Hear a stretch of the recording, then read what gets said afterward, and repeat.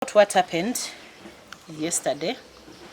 First of all, I want to congratulate Mr. Asiimwe. You've set a precedent. In Uganda, everyone wants a promotion. But Mr. Asiimwe chose to be demoted from a High Court judge, a High Court magistrate, to a returning office of a city or a district. Whatever Mr. Asiimwe was doing, I cannot even address him as a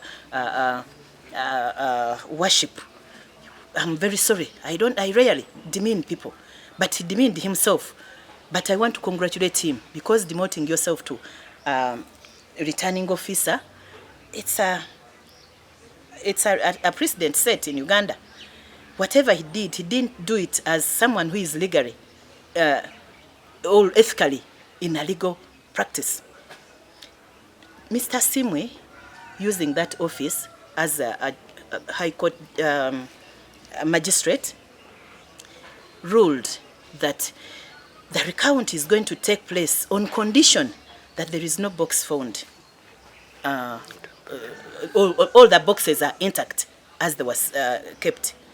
On finding that there is one box tampered with, he went ahead. He changed his ruling there and then, despite the fact that it's the same evidence he has been using in other cases he has been handling in this area and in this period. So he changed his ruling and said, no, this box, the results in this box cannot change the final result to an extent or a bigger extent. He went ahead with a recounting. But before even that, for us, we entered this application. We entered an application contesting the time frame at which this case was to be heard. It had elapsed. It was supposed to be 4 days. The case was heard on the 7th day. And this man said the weekends were not, the holidays and weekends were not counted, are not counted. But whatever he sanctioned yesterday, he did it on a weekend. So Mr. Asiimwe went ahead, and as you saw, for us, we withdrew because we could not sanitize an illegality, as you saw it. Whatever he was going to do was illegal. So we moved out, but we left our team as observers. That's why we were fed with all the information that was going on, and plus your input as the press, and we appreciate what you did. And on finding that there are more boxes that were tampered with, more than 10, including boxes that had clear evidence that there was vote rigging, boxes full of one candidate's ballot papers and the NRM the applicant. Mr. Asiimwe did not stop the counting, and he made another illegality. A judicial officer, a magistrate, has no powers to set aside a voting exercise. A voting exercise, all votes. Like he said that these boxes should not be counted. That's not the role of a magistrate. It's the role of a returning officer. What the magistrate would have done was to stop the counting. There is no way you could become a returning officer, yet you are a magistrate. You went to find out whether there was an illegality done, and you also do another illegality. And even at the ruling, he just came and read. He did not give out a judgment. So we are here. We have already put in our application for review. We feel there is still some sanity. There are some people in the judicial system who still have some sanity that can look at his rulings, his actions. And we are very sorry, by the way, for the judicial system. If this is not a wake-up call, kindly please wake up. If Ugandans have been suffocated enough or have been suffocated all along, let this be a wake-up call for the judicial system to come up. So we are still here. We are here, still having hope in the judicial system, where we have taken our application for review. But this is a call to all the Ugandans.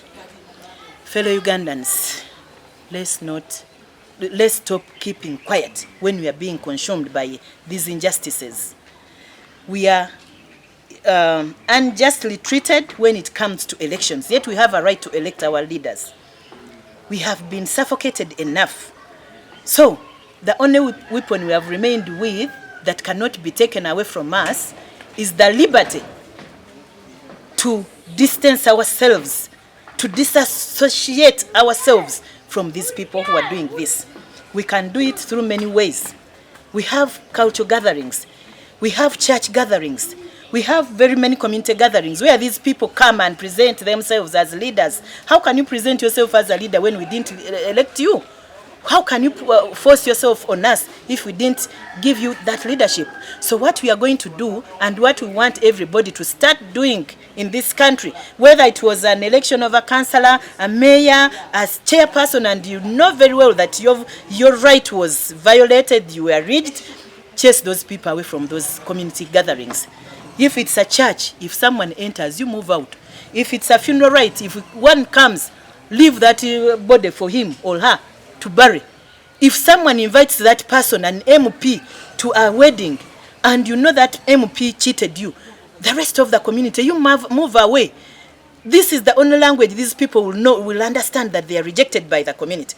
Kindly reject them. You church leaders, kindly stop inviting these people for fundraising. Stop taking their money. It's full of it's money that is cursed. So let's reject these people, because that's the only weapon we have remained with in this country. So we are going to sensitize more. We are going to talk about this in other for us, so that people come to know what they have to do. These people will stop the kamanyiro. We are doing this because we don't want our children, our youth, to end up in prisons. The other time you saw how they were imprisoned. More than 150. We've been fighting to get them out of prison, out of nothing. So we are calling upon everybody to stay calm. You see, they have staged several members, tear gas everywhere. They are ready to arrest you. We don't want our innocent people. Some people think that we are not acting. Some people think that we are very, Nalubvowa cannot say anything now. Even Nup'S people are not doing anything. No, we have to protect our children. But we are fighting, and we are going to fight up to the dot. But don't go on the streets to demonstrate. These people cannot hear anything. However much you demonstrate, you take the other option I've given you. Let's reject these people. Let's reject them from our communities, reject them from other functions, from churches, from mosques, wherever they come. Let's reject them, because they are not leaders.